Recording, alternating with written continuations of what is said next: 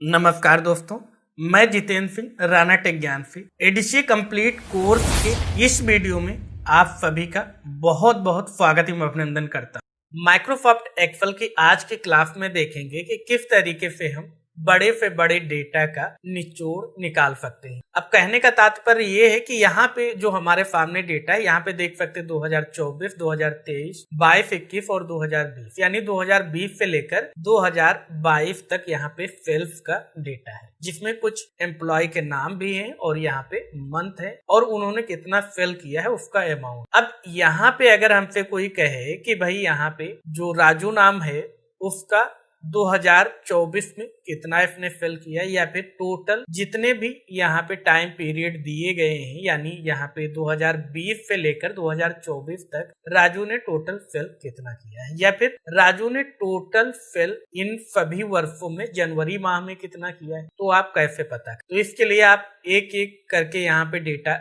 Search करेंगे, उसके बाद क्या करेंगे, उससे कैलकुलेट करेंगे, तो इसमें हमारा बहुत सारा समय लग जाएगा। या फिर मान लेते हैं कि वार्षिक डेटा निकालना कि भाई 2024 में टोटल सेल हमारा कितना हुआ, 2020 कितना हुआ, या फिर एम्प्लॉय के बेस पे या फिर मंथ के बेस पे हमें रिपोर्ट जनरेट करके देनी हो, तो हम किस तरीके से करें। तो इसके लिए ही हम पाइवोट टेबल का उपयोग करते हैं, जो कि बहुत ही महत्वपूर्ण फीचर होता है माइक्रोसॉफ्ट एक्सेल। इसकी मदद से आप बड़े से बड़े डेटा का अपनी निचोड़ सेकंडों में निकाल सकते हैं। जो भी आपको रिजल्ट चाहिए वो आप एक दो क्लिक में ही प्राप्त कर सकते। इतना ज्यादा पावरफुल होता है पाइवोट टेबल। बस यहाँ पे जिस तरीके से बताया जा रहा है उसी तरीके से आपको स्टेप अप्लाई करना है, जिसकी मदद से आप आसानी से डेटा निकाल। तो सबसे पहले यहाँ पे देख सकते हैं हमने वर्ष लिखे, फिर नाम लिखे, फिर मंथ और यहाँ पे सेल्स। अब हम चाहते कि भाई इस डेटा से मैं किसी भी एम्प्लॉय का जो भी यहाँ पे नाम है उसके नाम वाइज डेटा निकाल लें, या फिर मंथ वाइज या फिर ईयर वाइज। तो इसके लिए क्या करेंगे, हम पूरे के पूरे डेटा को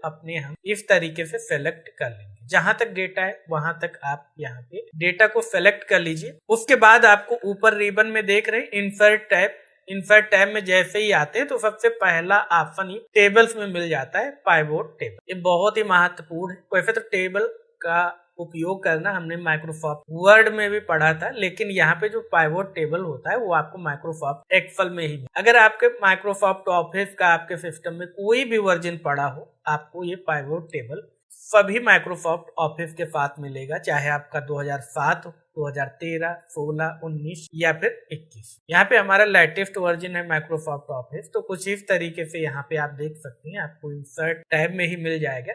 और सिंपल, या तो आप यहाँ पे जैसे क्लिक करते हैं इस पॉइंट पे, अगर आपको दिखाएं तो इस पॉइंट पे जब आप क्लिक करते हैं तो ये ऑप्शन होता है कि फ्रॉम टेबल या रेंज से आप डेटा ले सकते हैं, या फिर अगर आप कोई बाहर से भी डेटा लेना चाहते हैं एक्सटर्नल डेटा सोर्स से, जैसे मान लेते हैं कि आपने एक्सेस में फीड कर रखा है।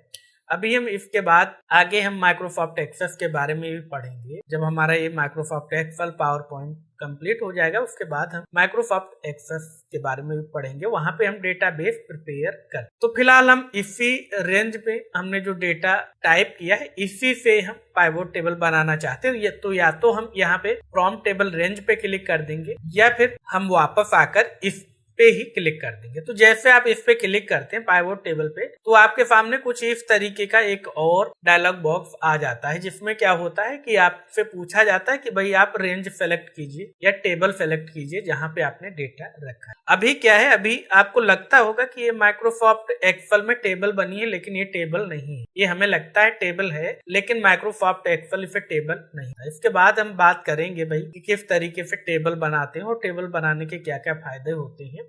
तो यहाँ पे क्या है, आपको ये समझना कि ये भाई टेबल नहीं है, तो यहाँ पे हमें क्या करना पड़ेगा, रेंज को सेलेक्ट करना। तो यहाँ पे हमने ऑलरेडी सेलेक्ट कर रखा है, तो ये रेंज यहाँ पे आप देख सकते हैं पूरी हमारी रेंज सेलेक्ट है, उसकी लोकेशन यहाँ पे आ रही है। अगर आप चाहते हैं बाद में सेलेक्ट करना तो सिंपल आप इसे रिमूव करके और यहाँ पे जाएंगे, क्लिक करेंगे, तो यहाँ से भी आप वो रेंज सेलेक्ट कर सकते हैं, कोई दिक्कत। उसके बाद यहाँ पे पूछता है कि भाई आपको जो पाइवोट टेबल आप बनाना चाहते हैं उसको कहाँ पे रखना है। आपको न्यू वर्क शीट लेना है, यानी नई फाइल में रखना है, या फिर इसी वर्क शीट में आपको रखना। तो भाई हम तो यही चाहते हैं कि इसी वर्क शीट में वो हमारी पाइवोट टेबल आ जाए, ताकि हम साथ ही साथ उसका आउटपुट भी देख पाए।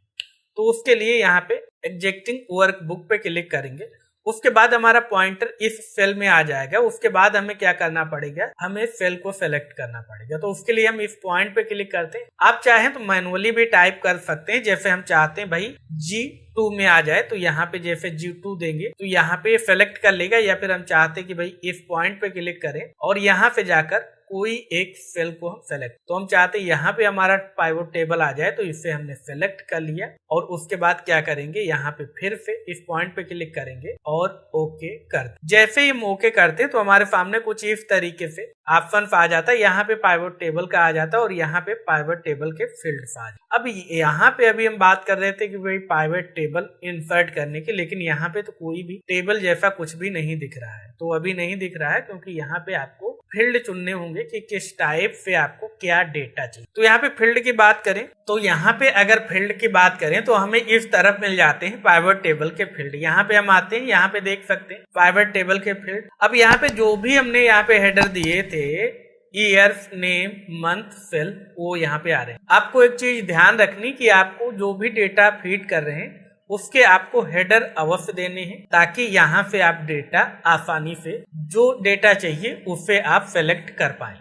तो मान लेते हैं कि रिपोर्ट में हम क्या चाहते हैं, भाई यहाँ पे हम रिपोर्ट चाहते हैं भाई ईयर वाइज पहले आए और यहाँ पे सेल्स की रिपोर्ट आए ईयर वाइज। तो यहाँ पे अभी क्या है, यहाँ पे सम ऑफ ईयर का यहाँ पे टोटल हो गया और सेल्फ का भी यहाँ पे टोटल हो गया। एक बार हम यहाँ पे भी आते हैं और यहाँ पे भी हम क्या करते हैं, ऑटो सम कर लेते हैं और उसके बाद हम देखते हैं कि कितना हमारा रिजल्ट आ रहा है। तो यहाँ पे देख रहे हैं रिजल्ट जो हमारा आ रहा है वो यहाँ पे 4,36,815 आ रहा है। और अगर इस पाइवोट टेबल में हम देख रहे हैं तो यहाँ पे भी 4,36,815 आ रहा है। भाई हमारा यहाँ पे डेटा ओके है। लेकिन अगर बात करें ईयर्स की, तो ईयर्स हमें सम नहीं करना। तो यहाँ पे यही चीज आपको ध्यान देनी कि आपको किस टाइप से डेटा चाहिए। तो मुझे यहाँ पे ईयर्स को जोड़ना नहीं है, तो इसलिए जो आप यहाँ पे देख पा रहे हैं वैल्यू के सेल में क्या आ रहा है, ईयर्स आ रहा है और सम ऑफ सेल्फ आ रहा है। तो हम इस ईयर्स को उठा के किस में रख देंगे, रो में रख देंगे। अब अगर हम यहाँ पे जूम आउट करते हैं थोड़ा सा, तो आप देख सकते हैं ईयर वाइज डेटा आ गया कि भाई 2020 में इतना सेल हुआ था, 2021 में इतना, 22 में इतना, 23 में इतना और 24 में इतना, और उसके बाद नीचे आप ग्रांड टोटल देख। तो इस तरीके से आप आसानी से ईयर वाइज अपना डेटा शो करा सकते। अब जैसे हमने यहाँ पे सॉर्ट ऑन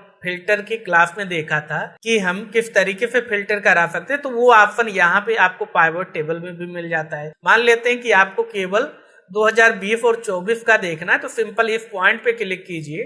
तो यहाँ पे देख सकते हैं जैसे हम इस पॉइंट पे क्लिक करेंगे उसके बाद 2020 और 2024 को सेलेक्ट किया और यहाँ पे ओके कर, तो यहाँ पे हमारे सामने देख सकते हैं 2020 और 2024 का ही डेटा आ रहा है।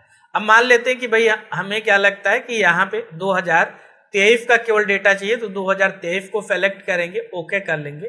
तो यहाँ पे देख सकते हैं केवल 2023 का टोटल आए। तो ये तो बात हो गई अगर मुझे ईयर वाइज, लेकिन हमें क्या है, हमें मंथ वाइज भी डिटेल चाहिए, तो मंथ को भी यहाँ पे सेलेक्ट कर लेंगे। यहाँ पे आप देख पा रहे होंगे मंथ आ रहा है, तो इसे भी क्या कर लेंगे, सेलेक्ट कर लेंगे। यहाँ पे मंथ के आगे टिक पे क्लिक कर देंगे तो यहाँ पे मंथ भी आ जाए। अब अभी क्या हो रहा है कि यहाँ पे 2023 के किन किन मंथ में कितना कितना सेल हुआ वो हिसाब से भी डेटा आ रहा है। अब क्या हम यहाँ पे सभी मंथ चाहते हैं तो यहाँ पे सेलेक्ट ऑल पे टिक कर देंगे, ओके कर देंगे, तो सभी मंथ का यहाँ पे डिटेल आ जाए। अब अगर आप 2020 का नहीं चाहते तो यहाँ पे इस तरीके से जैसे ही आप माइनस पे क्लिक कर देंगे तो इस तरीके से हमारा डेटा सॉर्ट हो जाएगा और इस तरीके से भी हम अपने डेटा को देख सकते। उसके बाद मान लेते हैं कि भाई मुझे नेम वाइज चाहिए, तो यहाँ पे नेम को सेलेक्ट कर लेंगे और जैसे ही नेम को सेलेक्ट करेंगे उसके बाद यहाँ पे नेम को उठा के किस में ले आएंगे, फिल्टर्स में ले आएंगे। यहाँ पे ये चीज आपको ध्यान रखनी कि जो नेम है वो आपको फिल्टर में ले आना, ताकि आप आसानी से फिल्टर लगा सके कि हमें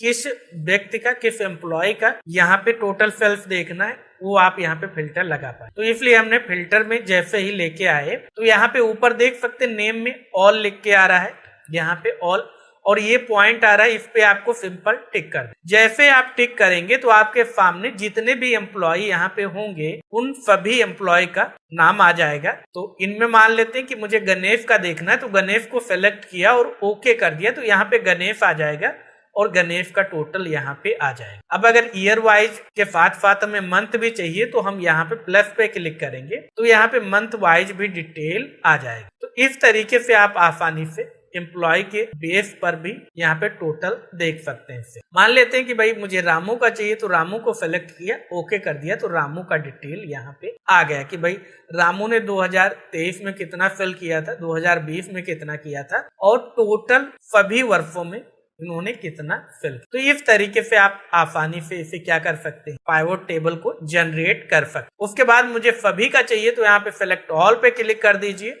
ओके कर दीजिए, तो इसमें क्या होगा, सभी का यहाँ पे टोटल डेटा आ जाए। तो इस तरीके से अब मान लेते कि नाम को मुझे इस तरीके से नहीं चाहिए, कॉलम में चाहिए तो कॉलम में ले जाइए, तो इस तरीके से कुछ नाम आ जाएंगे और हमारा डेटा कुछ इस तरीके से प्रिपेयर हो जाएगा। यहाँ पे आप इसे क्लोज कर दीजिए, तो इस तरीके से हमारा डेटा बन के आएगा। यहाँ पे देख सकते हैं महेश का डेटा आ रहा है कि 2020 में इन्होंने कितना फिल किया और जिसमें से यहाँ पे जनवरी में इन्होंने इतना फिल किया था, उसके बाद सीधे इन्होंने सितंबर में फिल किया।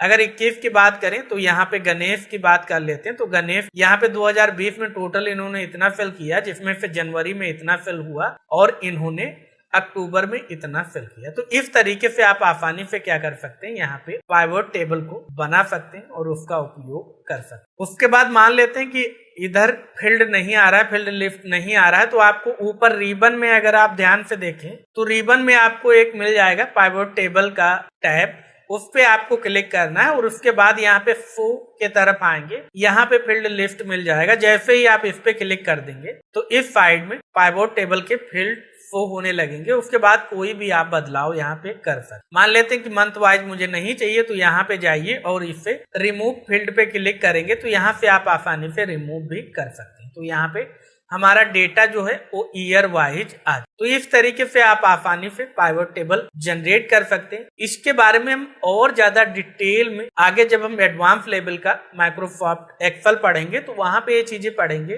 कि भाई पाइवोट टेबल का अलग अलग काम के लिए अलग अलग तरीके से कैसे इसका उपयोग किया जाता है। यहाँ पे हम बेसिक इसका एग्जाम्पल देकर आपको समझाने की कोशिश कर रहे थे कि अगर आपके पास एक पूरी लिस्ट है, कई वर्षों का डेटा है, उसमें से कुछ वर्षों का या फिर किसी विशेष व्यक्ति का डेटा देखना है तो किस तरीके से आप देख सकते। उसके बाद बात कर लेते हैं कि भाई मान लेते हैं कि आपको ये टेबल हटाना है, कैसे हटाएंगे। तो हटाने के लिए पहले क्या करना है, आपको पाइवोट टेबल पे कहीं पे भी क्लिक कर देना है पाइवोट टेबल के अंदर। उसके बाद पाइवोट टेबल टैब में जाना और यहाँ पे सेलेक्ट में जाना और एंटायर पाइवोट टेबल को क्लिक कर देना। जैसे आप ऐसा करेंगे तो पूरी हमारी पाइवोट टेबल सेलेक्ट हो जाएगी। उसके बाद आपको कीबोर्ड से अपने डिलीट बटन प्रेस कर देना। जैसे ही आप कीबोर्ड से अपने डिलीट बटन प्रेस करेंगे तो आपकी पाइवोट टेबल यहाँ से डिलीट हो जाएगी और फिर से अपने डेटा को आप पहले जैसा कर पाए। आशा करते हैं आज की क्लास में जो भी आपको बताया गया है वो आपको अच्छे से समझ में आया। फिर भी अगर आपका कोई भी डाउट है, कोई भी कंफ्यूजन है, कोई भी सवाल है किसी भी टॉपिक को लेकर तो कमेंट बॉक्स में अवश्य लिखें। हम कोशिश करेंगे कि जल्द से जल्द आपके उस प्रश्न का, आपके उस डाउट का जवाब हम दे पाए। साथ ही वीडियो आपको कैसा लगा कमेंट बॉक्स में अवश्य लिखें। अगर आप चैनल पे नए हैं, अभी तक आपने हमारे इस यूट्यूब चैनल को सब्सक्राइब नहीं किया तो सब्सक्राइब अवश्य कर लें ताकि आने वाले सभी वीडियोज की जानकारी आपको सबसे पहले भेजी जा सके। और अपने दोस्तों के साथ इस वीडियो को शेयर करना बिल्कुल भी ना भूलें। तो मिलते हैं आपसे अगली वीडियो में, तब तक याद रखें ज्यादा लर्निंग तो ज्यादा अर्निंग, इसलिए सीखते रहें और मुस्कुराते रहें। नमस्कार।